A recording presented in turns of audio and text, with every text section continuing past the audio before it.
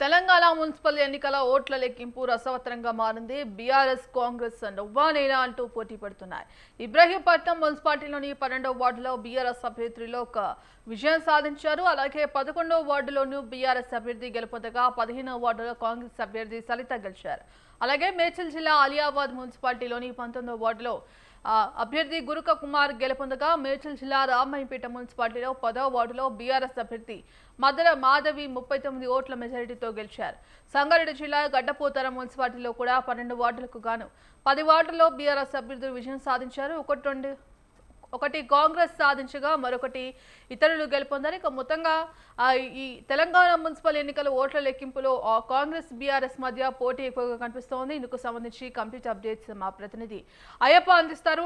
అయ్యప్ప, ఇక ఇప్పటికే తెలంగాణకు సంబంధించి మున్సిపల్ ఎన్నికల ఓట్ల లెక్కింపులో కాంగ్రెస్ బీఆర్ఎస్ మధ్య ఎక్కువ పోటీ కనిపిస్తోంది. మరి ఈ నేపథ్యంలో సాయంత్రం వరకు వెలువడే ఫలితాల్లో మన మార్పులు చోటు చేసుకునే అవకాశం కనిపిస్తోందా?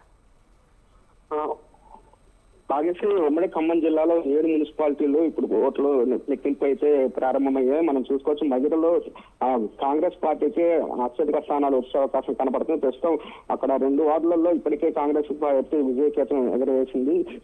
మరోవైపు వైరా చూసుకోవచ్చు, వైరా ఆ 2 వార్డులో కూడా కాంగ్రెస్ అయితే విజయకేతం ఎగరవేసింది చెప్పాలి. పోస్టల్ బ్యాలెట్ లో కూడా ఆ కాంగ్రెస్ పార్టీ అభ్యర్థులకి పోస్టల్ బ్యాలెట్ లో ఎక్కువ అత్యధిక ఓట్లు అయితే వచ్చాయి. కొత్తగూడెం మున్సిపాలిటీ పరిధిలో చూసుకోవచ్చు, కార్పొరేషన్ పరిధిలో పోస్టల్ బ్యాలెట్ 101 ఉండగా అందులో బీజేపీకి 2, కాంగ్రెస్ 37, బీఆర్ఎస్ కి అయితే 8, ఇండిపెండెంట్ కి 8 అయితే వచ్చిన పరిస్థితి అయితే ఉంది. ఇంకా ఇటు మదిరి మున్సిపాలిటీలో ప్రస్తుతం తాజా సమాచారం 11వ వార్డు కాంగ్రెస్ పార్టీ అభ్యర్థి 450 మెజార్టీతో గెలుపొందారని తెలిసింది. బట్టి ఇలాకాలో కాంగ్రెస్ పార్టీని పైచేయి సాధించే అవకాశం కనబడుతుంది. ఇంకా వైరా కూడా ఆ కాంగ్రెస్ పార్టీకి అత్యధిక స్థానాలు వచ్చే అవకాశం అయితే కనబడుతుంది.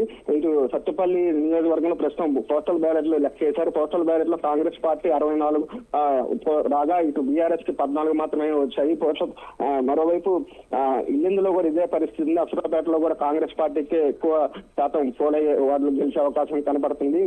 తాజా సమాచారం వైరా మున్సిపాలిటీకి సంబంధించినటువంటి కాంగ్రెస్ పార్టీ అభ్యర్థి 6వ వార్డు 282 ఓట్లతో అయితే గెలుపొందారు. ఇప్పుడు కల్లూరు మున్సిపాలిటీ పరిధిలో 2 వార్డులు ఇప్పుడు కాంగ్రెస్ పార్టీ విజయకేతనం అయితే ఎగరవేయగా మరో 8వ వార్డులో కల్లూరుకి సంబంధించినటువంటి బీఆర్ఎస్ అభ్యర్థి అయితే విజయం సాధించిన పరిస్థితి అయితే మొత్తం మీద 7 మున్సిపాలిటీలతో పాటు ఇటు 60 డివిజన్ కొత్తగూడెం కార్పొరేషన్ పరిధిలో కూడా కాంగ్రెస్ పార్టీ పైచేయి సాధించే అవకాశం అయితే కనపడుతుంది.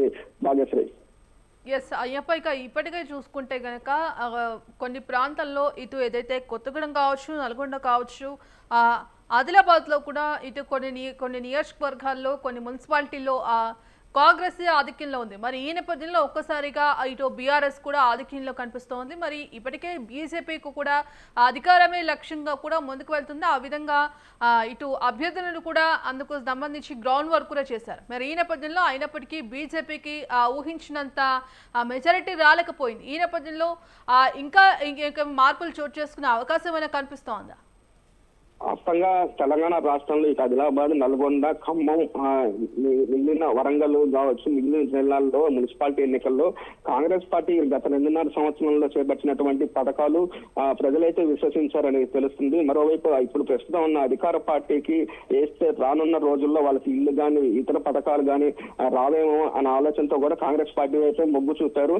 మరోవైపు కొన్ని ప్రాంతాల్లో బీఆర్ఎస్ కూడా కొంత ఓటు బ్యాంక్ పెరిగే అవకాశం కనబడుతుంది. ఎందుకంటే గతంలో చేసిన అభివృద్ధి పనులు కావచ్చు, అక్కడ ఉన్నటువంటి వ్యక్తులను బట్టి కూడా వార్డులకు సంబంధించిన వ్యక్తులకు కూడా వాళ్ళని చూసి కూడా ఓటు వేశారని కూడా చెప్పాలి. ప్రధానంగా సత్తుపల్లి, కల్లూరు మున్సిపాలిటీలు అయితే ఆ బీఆర్ఎస్ కొంతమేర పట్టు సాధించే అవకాశం కనపడుతుంది. మిగిలిన చోట్ల అయితే కాంగ్రెస్ పార్టీనే గెలిచే అవకాశం కనబడుతుంది. ఏదులాపురం చూసుకోవచ్చు, 33 వార్డులకు సంబంధించినటువంటి కొత్త మున్సిపాలిటీ కావడం, అక్కడ ఉన్నటువంటి స్థానిక మంత్రి పొంగులేటి శ్రీనివాసరెడ్డి ఇలాకా కావచ్చు, అక్కడ అభివృద్ధి జరిగిద్దనే ఉద్దేశంతో ఆ కాంగ్రెస్ పార్టీ ప్రజలు మొగ్గు చూపే అవకాశం కనపడుతుంది. మధ్య బట్టి ఉప ముఖ్యమంత్రి బట్టి ఇలాకా కావడంతో అక్కడ కూడా కాంగ్రెస్ పార్టీ పై చేయి సాధించే అవకాశమే కనబడుతుంది. ఎందుకంటే అక్కడ అభివృద్ధి ఇంకా మరింత అభివృద్ధి చేయబడతారనే ఉద్దేశంతో అక్కడ ప్రజలు కాంగ్రెస్ పార్టీకి వైపే మొగ్గు చూపే అవకాశం కనబడుతుంది. ఇటు కొత్తగూడెం చూసుకోవాలి, సిపిఐ పార్టీ విడిగా పోటీ చేసింది.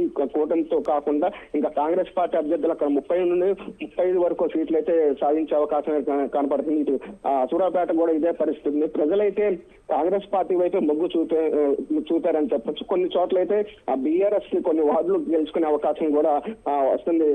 Bhagyashree. Right, thank you Ayyappa.